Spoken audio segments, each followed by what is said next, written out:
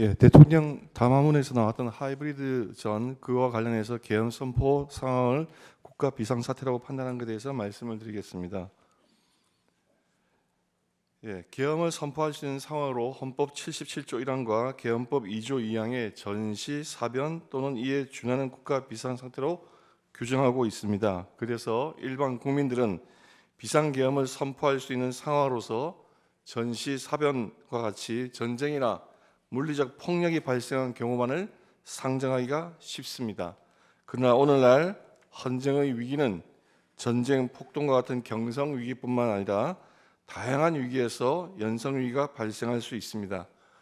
헌법과 국가를 수호해야 될 책임이 있는 대통령은 이러한 연성 위기에도 대응을 하고 이에 방어를 해야 될 책무가 있습니다. 방금 두 변호인께서 자세히 설명해 주셨지만 비록 전시 사변은 아닐지라도 헌법 헌정 질서가 중대한 위기에 와 있다고 하는 것은 익히 알 수가 있습니다. 게다가 한국에서는 중국과 북한의 하이브리드전이 전개되고 있습니다. 이러한 상황에서 방금 보았듯이 국회의 탄핵 남발로 인한 행정부, 사법부, 헌재의 기능마비, 국익에 반하는 국회의 입법 독재, 재정적 부담이나 위헌성이 짙은 입법 폭주, 무분별한 예산 삭감으로 인한 정부의 정상적 작동 불능, 이런 상황에 비추어서 대통령은 국가 비상사태로 판단한 것입니다. 그러면 대통령께서 말씀하신 하이브리드전이 무엇인가에 대해서 한번 살펴보겠습니다. 하이브리드전은 정규전 이외의 비정규전, 테러, 심리전, 여론전, 인지전, 사이버전 등 동원 가능한 모든 수단을 전개 가능한 모든 영역에서 사용하여 치르는 전쟁을 말합니다. 이러한 하이브리드전은 재래식 전력과 경제력이 떨어지는 사회주의 국가나 일당 독재 국가들이 서구 진영의 자유민주주의 국가들을 상대로 하여 펼치고 있습니다. 자유민주주의 국가에는 표현의 자유가 있기 때문에 그 틈을 파고들어서 여론전, 심리전, 사이버전을 전개하기가 상당히 용이하고 반대로 자유민주주의 국가에서는 이것을 인식하고 방어하는 데 상당한 어려움이 있습니다. 러시아의 하이브리드전 이론의 대표자인 게라시모프라는 분은 하이브리드전이 6단계로 진행이 되는데 통상 4단계 정도 돼서 재래식 전쟁이 발발하게 되며 그러한 경우 상대 국가는 이미 하이브리드전의 전개로 인해서 국력이 쇠퇴하고 사회적인 분열과 갈등이 일어나서 재래식 전쟁 수행력이 대폭 약화된다고 하고 있습니다. 따라서 국가의 주권 및 국익을 지키기 위해서 정치인들과 국민들은 그 위험성을 인식하고 경계해야 할 것입니다. 전 세계에서 지금 가장 하이브리드전을 활발하게 펼치고 있는 나라는 중국입니다. 중국은 중국식 하이브리드전의 명칭을 초안전이라고 하고 있습니다. 사기에 나오는 초안전이 아니고 한계를 초월한다, 한계가 없다고 하는 의미에서 초안전입니다. 지금 중국이 세계 여러 나라에서 펼치고 있는 이러한 하이브리드전의 정치적 영향력 공작을 살펴보면 그들이 한국에서도 어떠한 일을 하고 있으리라는 것을 예상할 수 있으므로 한번 그 사례를 살펴보겠습니다. 중국은 2019년 및 2021년 캐나다 총선에 개입을 해서 최소 11명 이상의 친중 후보를 당선시켰습니다. 이 의혹이 처음 제기되었을 때 중국 당국은 터무니없다고 부인을 했지만 캐나다 정보당국이 1년여에 걸쳐 조사 결과 공식적으로 이를 인정했습니다. 캐나다에는 많은 중국 교민과 기업과 유학생들이 있습니다. 그들을 이용해서 친중 후보에게 불법 자금을 지원하고 선거운동을 도와주며 반대로 반중 후보에 대해서는 낙선 운동을 하고 흑색 선전을 유포하는 등으로 정치적 영향력 공작을 합니다.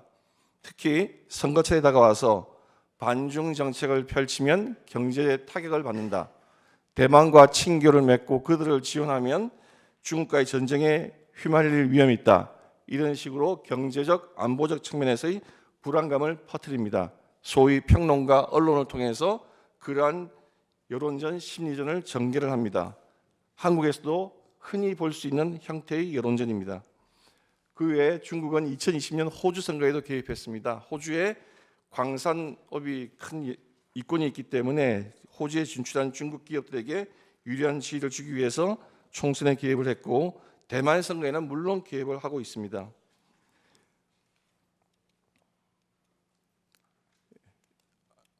예.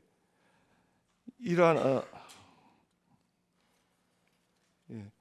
중국의 시진핑은 2017년 트럼프 대통령을 만나서 한국은 과거 중국의 일부였다라고 하는 인식을 표명한 바가 있습니다. 그만큼 한국에 대해서 영향력을 행사하려고 하는 그 마음이 크다고 하는 것을 우리가 쉽게 알 수가 있습니다. 한국은 중국이 하이브리드전을 전개하기에 최적의 환경을 갖추고 있습니다. 정치인과 일반 국민들이 이 부분에 대해서 경각심이 거의 없습니다. 2024년 기준으로 한국에 있는 제한 외국인의 37%인 96만 명 정도가 중국인입니다. 또한 민주당의 민주연구원과 중국 공산당의 중앙당교는 교류 협약을 맺어서 친분이 있습니다. 문재인 대통령은 중국을 방문하여서 시진핑의 중국몽과 함께 하겠다고 하여서 중국의 1대1로 정책에 찬동 의지를 표명하였고 이재명 대표 역시 주한 친중 대사를 만나서 굉장히 친중 성향을 드러낸 바가 있습니다.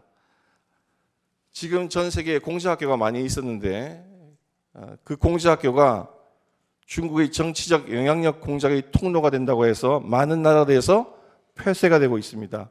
그러나 한국은 아시아에서 가장 많은 23개가 있습니다. 프랑스의 알리앙스 프랑세즈나 괴테 문화원 같은 것은 대학교 밖에 있습니다.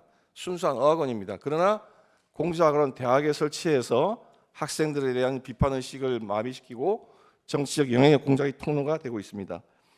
이 공자학원의 책임자가 중국의 통일전선공작부의 부장, 우리나라로 말하면 장관급 인물들이 했다고 하는 것이 그 공자학원의 성격을 여실히 보여주는 것이라고 할 것입니다. 예. 2023년에 바이든 대통령이 시진핑을 만나서 대만의 선거에 직접 노골적으로 개입하는 것에 대해서 경고를 했습니다. 그 다음에 중국은 전국인민정치협상회의라고 하는 정협의 주석을 맡고 있는 왕홍인이라는 인물이 개입 방식을 전면적 개입 방식에서 분산식 개입 방식으로 바꿨습니다. 그 분산식 개입 방법으로 중점을 옮겼는데 그것은 여론전, 심리전을 말하는 것입니다. 인터넷을 통한 여론 가짜 뉴스라든지 또는 흑색 선전이라든지 이런 걸 통해서 하는 그런 방식으로 중점을 바꾸었습니다. 우리나라에서 지금 이런 하이브리드전을 치르기에 지금 우리나라 상황을 한번 보겠습니다. 지금 우리나라의 중앙선거관리위원회가 친중 성향을 노골적으로 드러내고 있는 상황이 있습니다. 지금 보시면 지금 저 인물이 왕홍인이라는 인물입니다. 아까 말했듯이 대만의 정치적 영향력 공작의 책임을 맡고 있는 분입니다. 2018년인가요? 중앙선거관리위원회 홈페이지에 민주주의와 선거라는 제목으로 외국 정치인 5명을 올렸습니다. 그 중에 3명이 중국인입니다. 그리고 첫 번째로 올라간 인물이 저 왕홍인입니다. 도대체 자유민주주의 국가 중앙선거관리위원회에서 왜 저런 인물이 등장하고 그 사람을 찬양하는 영상이 나와 있는지 도저히 이해하기가 힘듭니다. 게다가 중앙선거관리위원회는 지난 2023년 하반기까지 외국인을 투개표 사무원으로 채용할 수 있었습니다. 2020년 총선에서 이것을 발견하고 개표 현장에서 항의를 했더니 중국인이 더 중립적이지 않아요? 하는 선관위 직원의 어처구니 없는 해명을 들었습니다. 자, 가장 하이브리드 공작에 취약하고 중요하면서도 취약한 것이 중앙선관위의 서버 시스템입니다. 그 서버 시스템에 대해서 2023년에 보안 점검을 한 결과 분명히 2020년 총선이 치러질 당시에 중앙선관위는 선거 망분리가 되어 있기 때문에 해킹의 염려는 전혀 없고 사이버 시스템을 통한 전산 시스템을 통한 투개표 조작은 터무니없는 거짓말이다 라고 주장을 했습니다.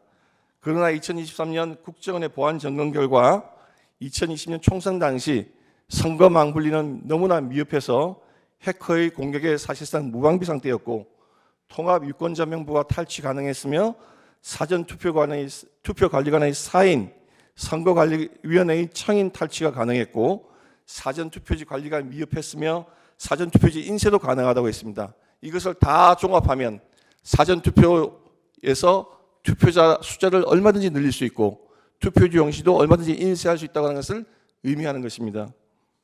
그래서 2023년에 나왔던 이런 회기망측한 투표지들이 무더기로 나오는 겁니다. 재검표할 때마다 쏟아져 나오는 수천 장의 형상 기억 복원 종이로 인쇄했다고 하는 저 신권다발 투표지, 정상적인 투개표 과정을 거쳤다면 절대 저런 형태로 유지될 수가 없습니다.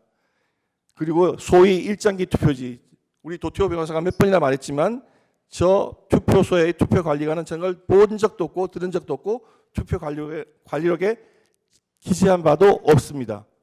그리고 저렇게 본드로 붙어있는 이상한 투표지들, 저게 어떻게 개표와 개표를 거치고 난 다음에 저런 투표지가 나올 수 있겠습니까?